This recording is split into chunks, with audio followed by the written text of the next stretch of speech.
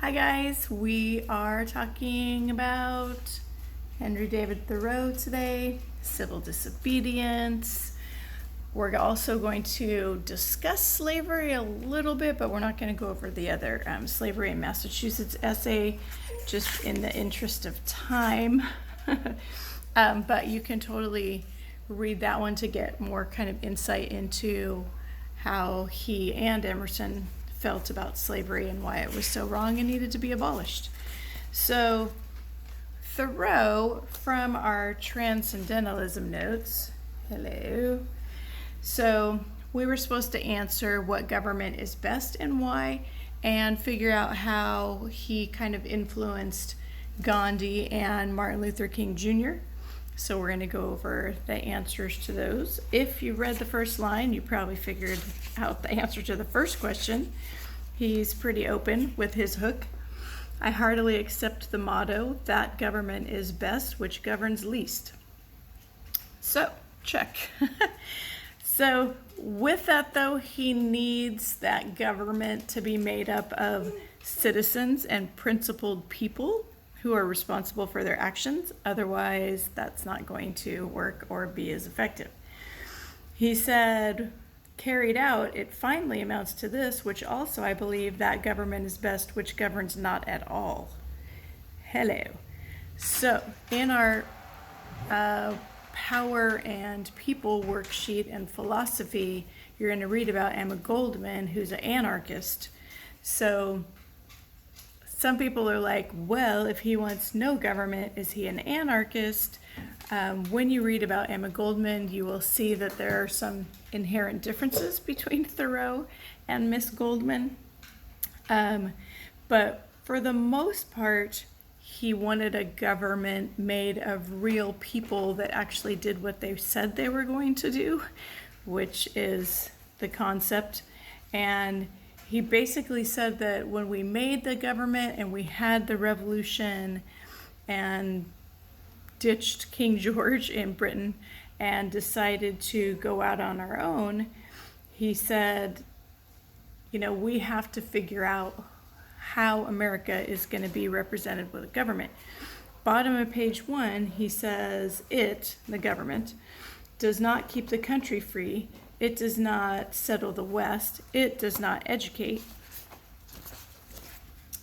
The character inherent in the American people has done all that has been accomplished, and it would have done somewhat more if the government had not sometimes got in its way.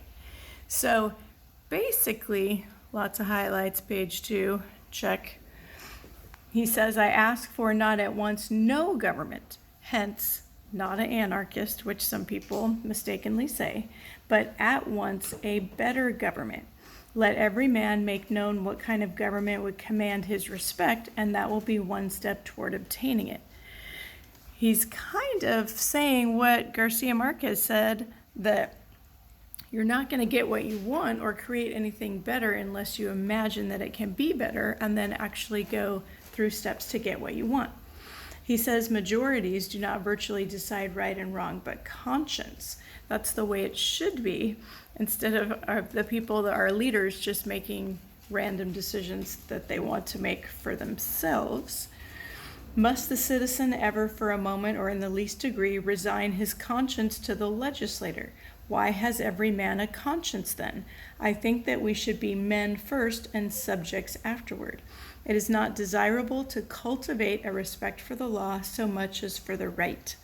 Bing, bing, bing, still on page 2. That if we elect someone, we have to make sure the people we elect have a conscience and are good moral people. Otherwise, we're going to be in trouble. And then he also says we need to be prepared with business, because if your corporations don't have a conscience, then our economy is also going to be messed up. That's also on page 2. Law never made men a whit more just, and by means of their respect for it, even the most well-disposed are daily made the agents of injustice. That we have to figure out who we're going to be. Are we going to be subjects to laws that are unfair and just obey them because people obeyed them in the past? Or are we responsible enough to realize, hey, we have a conscience, and even though our leader may say one thing, what's morally right is to do this thing, like stay inside during a pandemic and not spread germs, even though our leader may be telling people to disregard those statewide World Health Organization mandates. That Thoreau would say the right thing to do is to consult your conscience and figure out what is necessary. This back to our utilitarianism, most good for the most people. So even though you're kind of bummed out in quarantine and maybe a little bit lonely, you need to stay inside for the good of everybody else, most good for the most people, sometimes at the expense of one, like we saw in Omala's. Page 3, he moves to what made a lot of people upset, one of the many things, where he talks about a standing army and that men are made of earth and stones, wooden men made of straw or a lump of dirt. He basically said that our military system, if people aren't consulting their consciences on a daily basis and just doing what the person above them tells them to do, that's dangerous. And he would rather have people be human than be made of clay or something else, kind of like robots before they had robots, since it's 1840. He also says, bottom of page 3, Big Kahuna, I cannot for an instant recognize that political organization as my government, which is the slave's government also. Remember, we said Emerson and Thoreau were abolitionists. He also says, all men recognize the right of revolution. That is the right to refuse allegiance to and to resist the government when its tyranny or its inefficiency are great and unendurable. Hello. That you have to, if something is so broken, you might have to have a revolution in order to fix that thing that's broken. He brings up the Revolution of 75. There, we're on page 4 now. He talks about the oppression and robbery is organized. He's like, hey, let's not have that machine any longer.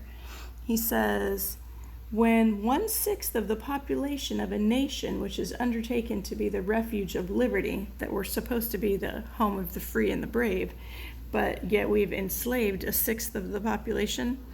Hello, irony. Sometimes it's time to do something differently. A whole country is unjustly overrun and conquered by a foreign army. Remember, he also disagreed with the Mexican-American War. He's like, how can we just go and take land from California/Mexico and call it California and just take their land and overrun them because we're stronger and we have a more powerful army? That's not fair. You shouldn't take other people's land that's not yours. He said, honest men need to rebel and revolutionize. What makes this duty the more urgent is the fact that the country so overrun is not our own, but ours is the invading army. Like, hey, come on, America. Like, you're supposed to be the good guy, and you're overrunning a country and just taking what's not yours. Not cool. Kind of embarrassing. Then he goes to, he brings up the argument of Paley, a philosopher, and this is about 2/3 of the way down, page 4. His argument, often referred to as the plank argument. So say if my husband had, he was floating in the water and the Titanic had just sank and he had a plank of wood and he was floating there and I was treading water, that it wouldn't be right for me to go bonk my husband on the head and take his plank of wood. That's not fair. That I need to either drown or we both try to stay afloat on the plank, but it is not okay to just take somebody's stuff. That the right action in that situation would unfortunately be to drown instead of take somebody's plank away from them and put them in danger. He also connects that to Massachusetts and slavery. And he basically calls the state of Massachusetts a slut with her skirt kind of thrown up in the air because she's making money at the expense of slavery and tobacco, and it's embarrassing for him to be there and knowing his state is doing such bad stuff. He says, a drab estate, a cloth of silver slut, to have her train borne up and her soul trail in the dirt. That this is inhuman. He says, people here are more interested in commerce and agriculture than in humanity, because their argument was the tobacco trade and saying that slaves were necessary for the economy to import and export tobacco. He's like, hey man, that's not okay. Your job should be justice. You're prepared to do justice to the slave and to Mexico. And then notice the italics, cost what it may. That even though it might be expensive or inconvenient to do the right thing, that's still your responsibility. And he's like, there are going to be lots of people that are going to have their own interests, especially if you have a tobacco farm. And if you're in another state and you need to import and export from Massachusetts, there are more than just Massachusetts concerned. But he basically said on the bottom of page 5, there is but little virtue in the action of masses of men. When the majority shall at length vote for the abolition of slavery, it will be because they are indifferent to it. So he's saying, even if maybe you're in the minority, but the minority is doing the thing that's right, so go ahead and stand up for yourself, and the sooner that you do, then you will create a majority and change the norms, kind of like we talked about. Page 6, he says about 6 lines down, great line.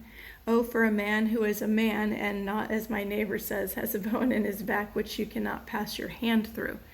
Have a backbone, man. So similar rhetoric, beautiful, great word choice, but he's also saying, look, stand up for what's right. Have a backbone. Don't be like a jellyfish where somebody could just put their hand through what is supposed to be your backbone, so obviously then it's not really there.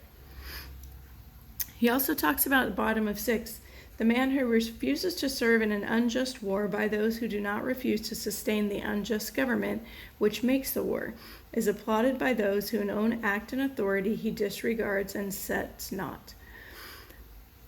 Back to kind of Slaughterhouse 5, where is it a just war? Is it an immoral war? Do we get into it for the right reasons?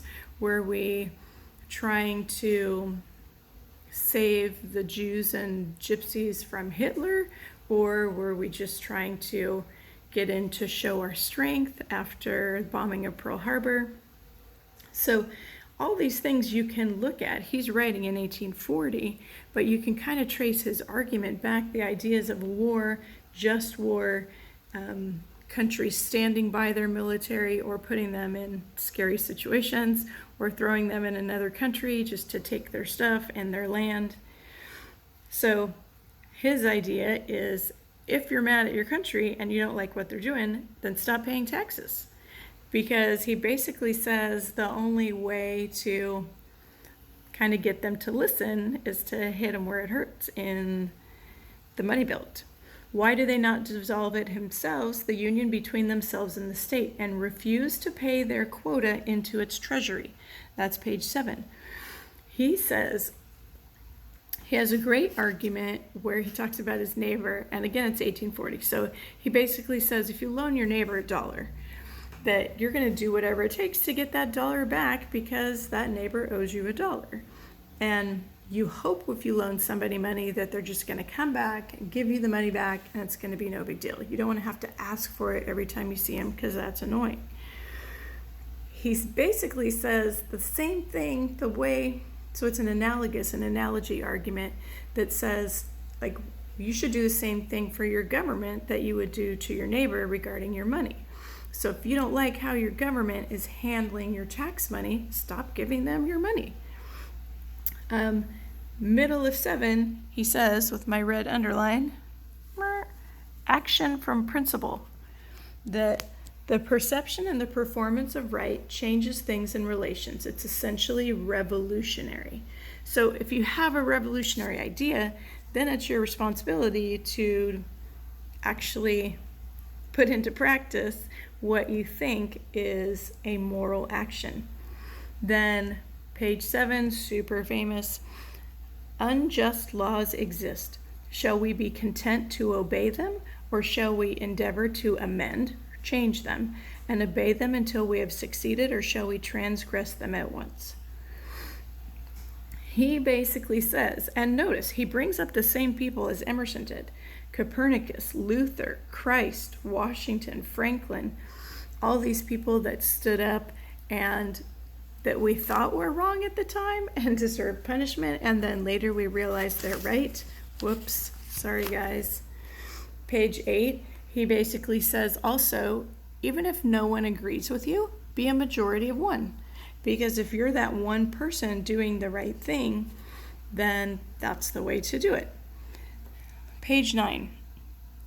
If one honest man, he uses lots of italics here, some super dashes, some interesting all caps with honest. So really notice on page 9 his use of rhetoric here. If one honest man in the state of Massachusetts, ceasing to hold slaves, were actually to withdraw from this co-partnership and be locked up in the county jail therefore, it would be the abolition of slavery in America. For it matters not how small the beginning may seem to be, what is once well done is done forever. So maybe just doing one thing and deciding to take that one action and stand up can be super meaningful. And if other people follow you, then that's how revolution starts. Under a government which imprisons any unjustly, the true place for a just man is also a prison. You will notice some MLK echoing of the past 2 or 3 things, that he's writing a letter from Birmingham jail and kind of uses a similar line that I'm writing to you from here, because if our society is so unjust, then the only place for me to write from, at least I'm being imprisoned for, we found out it was for him not having a permit, but basically they put him in there because he was causing trouble. So similar to when Thoreau decided to not pay his poll tax on purpose because he wanted to call attention to it being unfair that people couldn't vote if they didn't have money, own land, read, etc. And he says, page 10, that it is our job to have the moral ground underneath our feet. That you have to, and he echoes Emerson's self-reliance here on page 11, and kind of sounds like a little Candide reference to cultivating your garden. You must hire or squat somewhere and raise but a small crop and eat that soon. You must live within yourself and depend upon yourself, always tucked up and ready for a start, and not have many affairs. So he also wants the state to be governed by principle of reason and not riches and honors. And it wasn't just that one time that he didn't pay his poll tax. He didn't pay it for 6 years, but he only went to jail that one time. And then page 12, he talked about that one night. And there's a play called The Night Thoreau Spent in Jail, if you ever get a chance. And it's about that night. And he teaches a slave who is also in jail how to read and enough to pass the literacy test and write his name and other important things to vote. So kind of a cool argument. He says on the bottom of page 12, if a plant cannot live according to its nature, it dies, and so a man. If you're not doing what you really believe in and pursuing action and principles that you are passionate about, it's just as good as dying. So another analogy argument. He wants everybody to be good neighbors within America, not just our government, but all the different communities. Because if we're going to be pledging allegiance to a state and to a government, he kind of says that we all have to be smart enough to be paying attention. So 1, we elect good people, and 2, we can fix things that are broken. Top of 16. he kind of references Emerson's essay History, and he says the difference between resisting this and a purely brute or natural force, that I can resist this with some effect, but I cannot expect, like Orpheus, to change the nature of the rocks and trees and beasts. So Orpheus, if you know the myth, Orpheus married Eurydice. She was super hot. Hades also thought she was super hot and took her down and made her live with him for a while. Orpheus is like, dude, that's my woman. So Hades basically said, cool, dude, I'll make you a deal.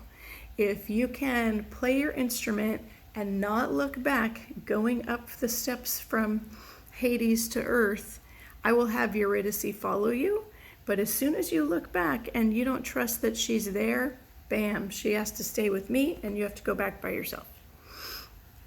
So he's playing his lyre, walking up the steps, and he stops. So of course she stops and he doesn't hear anything. And he doesn't trust, and he turns around and she slides back to Hades because, like he said, sometimes the nature of the rocks and trees and beasts, that we don't often trust each other, and people are often true to their nature, like Hades making a bad deal that he knows how it's going to work out and it's going to benefit him. Page 17.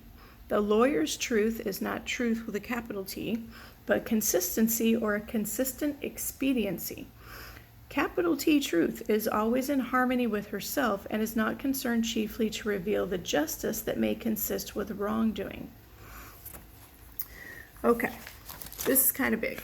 So our legal system is based on what we call precedent, things that happened before. And he's kind of saying, I get why that's happening. So somebody that killed a man got 10 years 5 years ago, so someone that kills a man gets 10 years in prison now, because that's kind of the going rate of punishment. Thoreau's like, oh, maybe that's dangerous because we don't have the capital T truth, and that everybody has their biases. That a lawyer's job is to protect his client, not necessarily to find the truth. So that there might be other ways